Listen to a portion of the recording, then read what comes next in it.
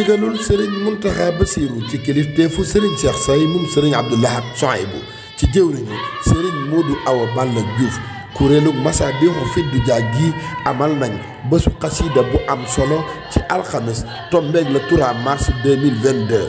bi ñu xëyee lañu tàmbali njàngum alquran sëriñ bi yawal fi ay dongaan ñu teewe ko jàng alquran ak xasida ak istixfaar salaatu ala nabi waajale ko guddi gi nga xam ni at mu jot lañu koy amal muy tombeeg 8e édition bi ni ñu ko baaxoo ci at mi alxames bu ne ñu dundal guddi ajjuma gu am solo bu at mi jeexee nag ñu indi bés bu am solo jagleel ko gannaaw njàngum alxuraan ne xasida ak istixfaar ci bëccëg gi guddi gi kuréeli xasida yi ñëw nañ teewe ko ñu dundal njàngum xasida mu am solo ci ay kuréel ak ay rajas ci teewaayu mbooloo mu takku ay góor ak i jigéen noonu la ñu amalee ay bernde yu am solo ci mbooloo ma nga xam ni teewe nañ ko foofii ca Touba Aliya dañ leen di indil njàng ma nga xam ne nemmeeku nañ ko fa muy njàng mu am solo.